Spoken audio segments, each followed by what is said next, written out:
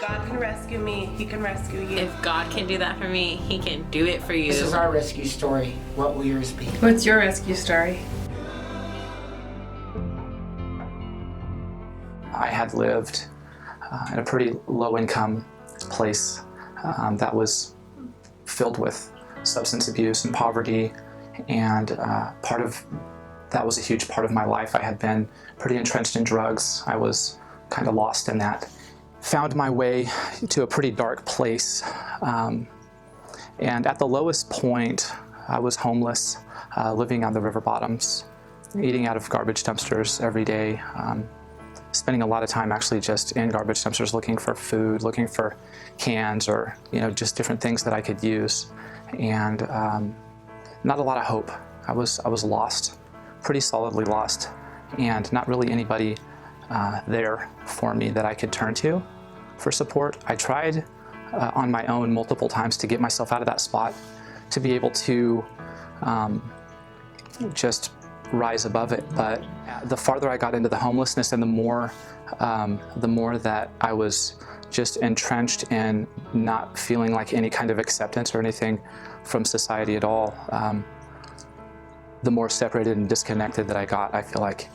And so one day I was over speaking with my mom, and she was staying in a hotel with my stepdad, and we had got high in the hotel room where they were at, and I was on my way out, and I stopped at the garbage can to see if I could get some cans or find some food or something in there. And a couple of guys walked up to me, and they had said, "Hey, just want to tell you about this church and about this, what happened to me." And at the time I was just pretty discouraged and wasn't really in any kind of a place to speak to somebody.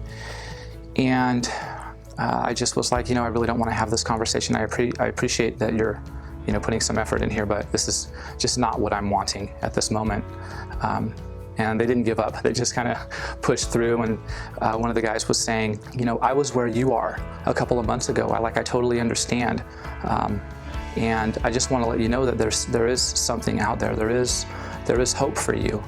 Over the next couple of weeks, this question just started coming more and more into my mind of, why wouldn't you give this a try? Like, what is it that you're afraid of? What would be the problem with doing that? So I ended up making the decision. I went and talked to my sister and asked her, will you go with me? So she did.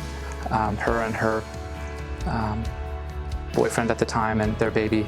So I remember walking in and just feeling like this huge, amazing presence.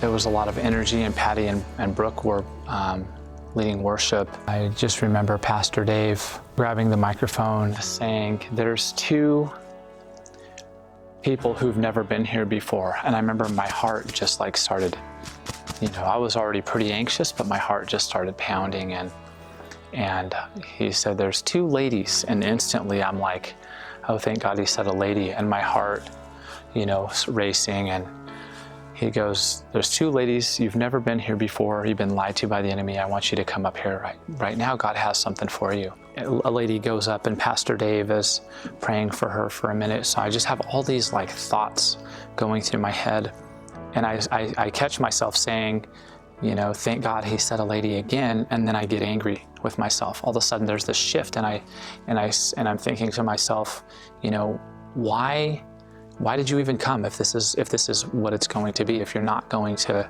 even desire for this, and what are you going to do when you leave here? It's just you're right back to the right down the road, up and over the levee, and right back into the dirt. And I just remember thinking, if he only wouldn't have said a lady, I would be going up there right now. And as soon as I had that thought, he said, "Wait, you're a guy, and you just thought to yourself, if I only wouldn't have said a lady, you'd be coming up here right now." And my mouth, I think, just dropped, and I was just like, oh my gosh, wow. And so I just stood up and went right up there.